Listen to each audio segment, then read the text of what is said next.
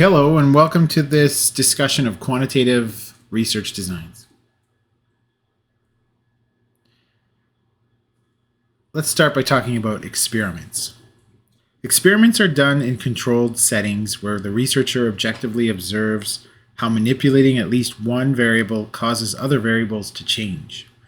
In a slight deviation from the text, I would argue that there really is just two main types of experiments: field and laboratory. Laboratory experiments are done in a strictly controlled setting outside of the real world. They are typically less susceptible to threats of internal validity because they control for variables that might serve as alternative explanations for any change that you observe in the DV. But there's a trade-off. They often have less ecological generalizability, one of the main threats to external validity. Now, field experiments, which are done a lot in education, are done in the real world. They involve some level of control, but they cannot control for all the potential influences on participants and are thus more susceptible to alternative explanations, threats to internal validity. The trade-off here, though, is that field experiments are likely more generalizable or less susceptible to threats to external validity. So in my mind, internet experiments, which the text likes to describe as its own type of experiment, really are just a type of field experiment that may offer the researcher slightly more control than what you'd see in a more real-world setting. But there remain a lot of real-world variables that the researcher can't control in an internet environment. So in my mind, they're more of a field experiment.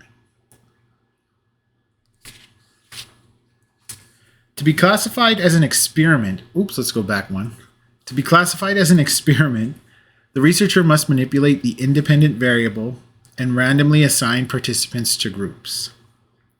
You can do this with the presence and absence technique, the amount technique, or the type technique.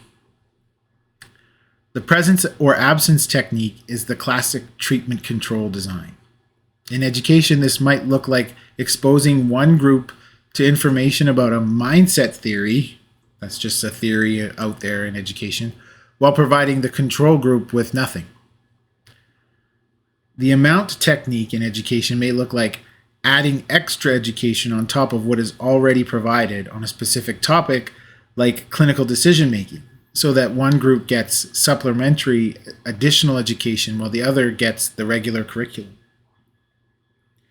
The type technique can be used to set up a treatment placebo type design, where one group gets the intervention and the other group gets a neutral version of the intervention, like doing an affirmation writing task in one group versus a daily writing task, neutral or generic writing task in a comparison group. Okay, now we can go to the next slide. So what types of experimental designs are there? They exist on a continuum from weak to strong. Let's talk about the weak ones first. The weakest designs are ones that involve a single group and post-tests only. These designs leave the door open for multiple alternative explanations like history or maturation, or a host of uncontrolled extraneous variables because they don't have a comparison group. Pretests can be used to increase control, but most major threats to internal validity remain without the addition of that control group. Adding a non-randomly assigned comparison or control group can increase the strength of the design, but still leaves open the possibility that the groups differed on some important unmeasured variable at the start of the experiment because random assignment wasn't used. Now, stronger designs manipulate an independent variable and randomly assign participants to treatment and control or comparison groups to control for all threats to internal validity.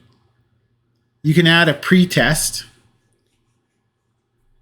that creates the ability to check if random assignment has worked to establish equivalent groups, but this really doesn't add any more strength to the design. It's just a check that allows you to see if the equivalent group's assumption was being met. Now, another type of strong design is the factorial design.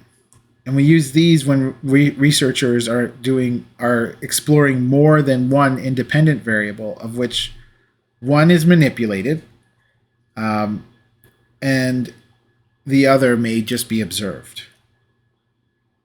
These designs allow for the analysis of interaction or moderator effects, which we talked about before. For example, a factorial design where students are randomly assigned to a group where they do daily self-affirmations and another group where they do neutral writing tasks could be analyzed to see if there are different effects of the treatment for racialized versus non-racialized students. In this example, the first IV is the doing daily affirmations versus not, and the second one is the racialized status. So this would allow you to be able to investigate interaction effects and moderation effects. Repeated measures designs are experiments where participants are exposed to all levels of an independent variable and measured repeatedly to assess if there are differential effects. For example, the independent variable could have 3 levels of exposure: low, medium, and high. Participants would be measured on the DV in the low exposure condition, then again on the medium exposure condition, and then again in the high exposure condition. This is called a within subjects design because the subject is being repeatedly measured. Participants serve as their own controls in these types of designs. Studies that include a repeated measure independent variable and a more traditional between groups independent variable are called mixed designs. These can occur in education where students might be repeatedly measured on a standardized test over the entire time that they're in a program. So multiple times in a program, they're measured on this standardized test. And then they're also at the start of the program randomly assigned to some treatment or control condition. So what you've got there is the repeated measure within subjects, IV, which is over time, and then you've also got the assignment to control or treatment.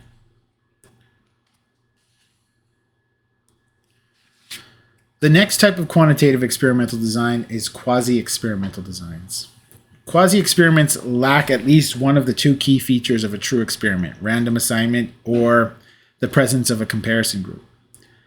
The non-equivalent group design is when you run an experiment with pre-existing groups, but there was no random assignment.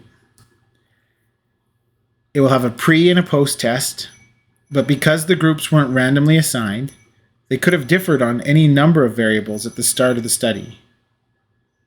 So any effect that's found could be explained by one of those uncontrolled extraneous variables.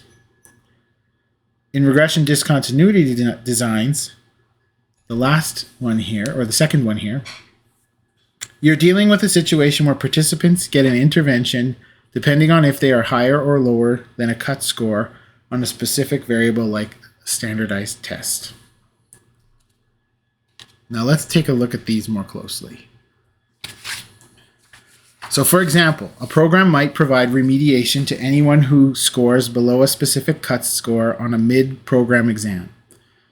We can take advantage of the fact that measurement of social science concepts, like ability, are not perfect and always have some random error in them.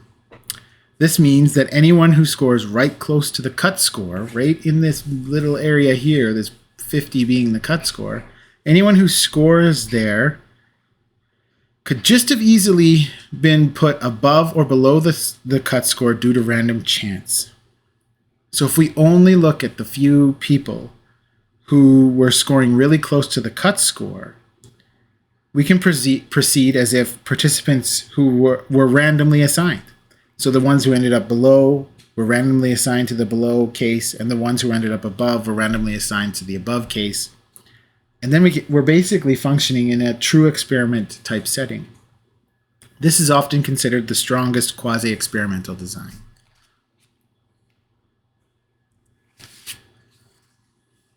Okay, the third one here, interrupted time series designs.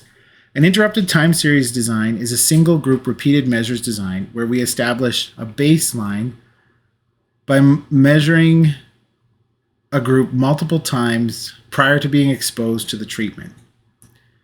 And then the group is measured multiple times after the treatment. Visually seeing if there is a change in the pattern of scores can give the researcher a sense of if there was a treatment effect. But regression analysis is needed in order to test if this difference is actually statistically significant. Interrupted time series designs do not have a comparison group, so the main threat to internal validity here is once again this history threat. So something other than the treatment could be happening to the participants during the experiment that could have caused the difference that we see. Okay, the last one, single case designs, are like interrupted time series designs, except that we are not repeatedly measuring groups, we're repeatedly measuring a single individual. In single case designs, there are some extensions that help to add more control. For example, the ABA design. It allows the researcher to see if removing the treatment results in the return to baseline, which would provide evidence that a history threat was not an issue in the observed treatment effect. So if we don't see reversal, it means that something that either the treatment has had such a strong effect that it's a lasting effect, or that the reason that there was an improvement or a change was due to something other than the treatment itself. This can be extended so that we reintroduce the treatment to further reinforce the role of the treatment. So you can do ABAB designs. And now, once again, if we remove the treatment and it doesn't result in reversal to baseline, we're left in this situation where we don't know what actually might have caused the noted change. To add more control, the researcher can use a multiple baseline approach, where multiple individuals or the same individual are exposed to different lengths of the baseline to have a better chance of seeing that reversal we're looking for.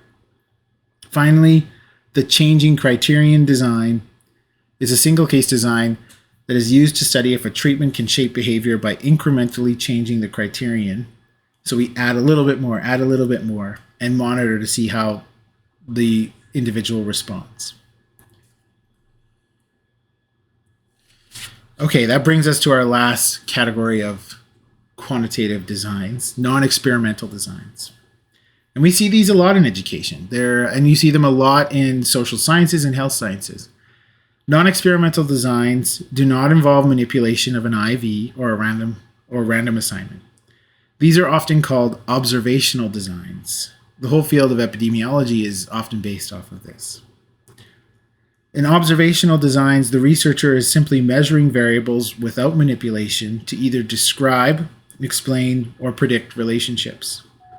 In the simplest case, you would measure two variables with a set of participants and then calculate correlations or means to determine if there is a relationship. If the IV or predictor variables are categorical, like male versus female, and the dependent or criterion variable, we often call them in observational designs or non-experimental designs, the criterion variable is continuous, like scores on a test, you would calculate the means for the two levels. So the means for the males, the means for the females on that continuous test score, and you would compare them. Now, if both variables are continuous, like scores on a measure of, say, a participant's beliefs about learning, and then their performance on a test of knowledge and skill, you would calculate a correlation. Positive correlations would indicate that there is a positive relationship and that higher scores on the one variable are associated with higher scores on the other variable. A negative correlation would reveal that higher scores on one variable are associated with lower scores on the other variable. So non-experimental designs can be categorized based on a couple of things. First being this idea of the timing of when the data is collected. If it's a one-off specific point in time, this is called a cross-sectional design. If the data is collected at multiple points over time, this is longitudinal. And if an analysis is done on the data that was created in the past, so stored somewhere in the past, this is classified as retrospective. Non-experimental designs can also be classified based on their primary objective. If the study is simply trying to describe the characteristics of a set of variables for a set of participants, it's descriptive. If the goal is to be able to predict a dependent variable based on an independent variable, it's predictive. And finally, if the researcher is trying to develop a theory about how a whole set of variables are connected, are causally connected, it's explanatory.